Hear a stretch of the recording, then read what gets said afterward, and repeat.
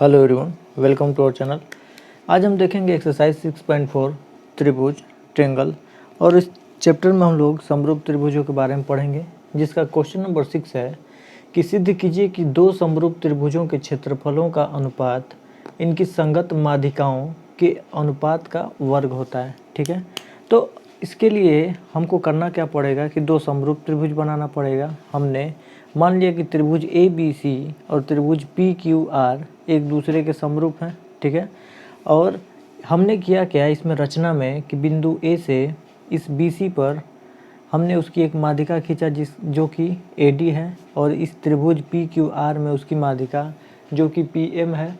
ठीक है, तो हमको करना क्या है, तो हमको ये दिखाना है कि इनकी संगत माध्यिकाओं का अनुपात इन त्रिभुजों के क्षेत्रफलों के अनुपात में क्या संबंध है। तो इनकी माध्यिकाओं का अनुपात का क्या होना चाहिए, वर्ग होना चाहिए। तो हमें क्या सिद्ध करना है। ठीक है, तो हम लोग लिख देते हैं प्रूफ दैट में हम लोग को क्या सिद्ध करना है कि त्रिभुज ए बी सी का एरिया, तो area of triangle A B C upon area of triangle P Q R को अगर लिखते हैं तो ये कितने का बराबर होना चाहिए।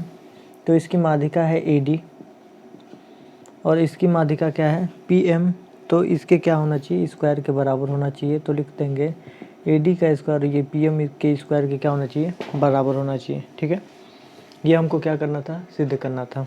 ठीक है, तो आप लोग लिख लीजिएगा कि दिया है कि दो त्रिभुज एक दूसरे के समरूप हैं। माना कि त्रिभुज ए बी सी त्रिभुज पी क्यू आर के समरूप है, जिनकी माध्यिकाएँ क्रमशः ए डी तथा पी एम है। ठीक है, ये हमने लिख लिया।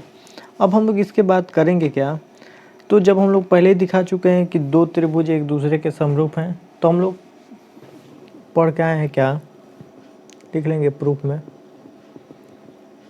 हम लोग एक थ्योरम पढ़ के आए हैं और थ्योरम यही कहता है कि जब दो त्रिभुज एक दूसरे के समरूप होते हैं, ठीक है, तो उनके क्षेत्रफलों का अनुपात, ठीक है, उनके क्षेत्रफलों का अनुपात, तो area of triangle A B C और area of triangle P Q R का अगर हम लोग अनुपात निकालें तो ये कितने के बराबर होना चाहिए।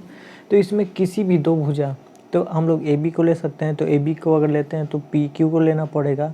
अगर बी सी को लेते हैं तो क्यू आर को लेना पड़ेगा। अगर ए सी को लेते हैं तो पी आर को लेना पड़ेगा, क्योंकि संगत भुजाओं की बात होगी।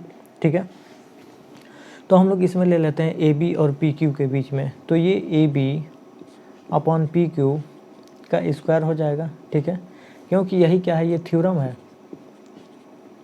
ये क्या है, थ्योरम है। और थ्योरम क्या कहता है कि जब दो त्रिभुज एक दूसरे के समरूप होते हैं तो उनके क्षेत्रफलों का अनुपात उनकी संगत भुजाओं के अनुपात का वर्ग के बराबर होता है। ठीक है, ये हम लोग क्या पढ़ चुके हैं, थ्योरम में पढ़ के आ चुके हैं।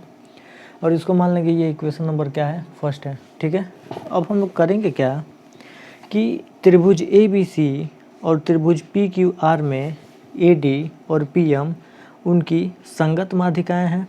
ठीक है, तो जब संगत माध्यिकाएँ, इसका मतलब कोण बी इस कोण क्यू के बराबर होगा।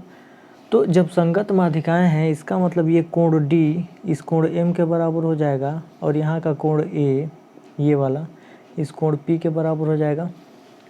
तो लिखेंगे कि चूँकि त्रिभुज ए बी सी समरूप है त्रिभुज पी क्यू आर के, और जब पी क्यू आर के समरूप है जिसमें में ए डी तथा पी एम संगत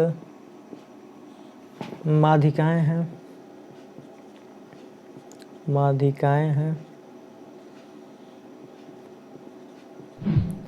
अतः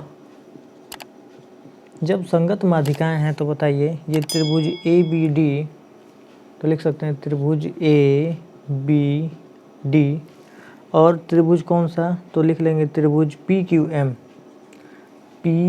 एम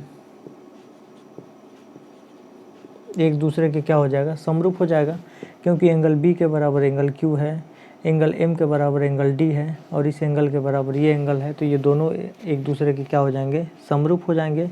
अब जब ये दोनों एक दूसरे के समरूप हो जाएंगे तो हम लोग फिर वही फार्मूला लिखेंगे कि जब दो त्रिभुज एक दूसरे के समरूप होते हैं तो उनकी संगत भुजाओं का अनुपात का वर्ग उनके क्षेत्रफलों के अनुपात के क्या हो जाता है, बराबर हो जाता है। तो लिख सकते हैं इसमें क्या हो जाएगा, तो त्रिभुज ABD और त्रिभुज PQM लिख सकते हैं।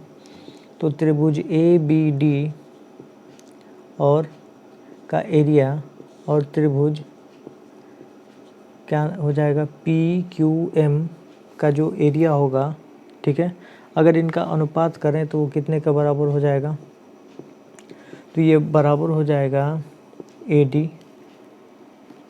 अपॉन PM के स्क्वायर के बराबर हो जाएगा, कर सकते हैं।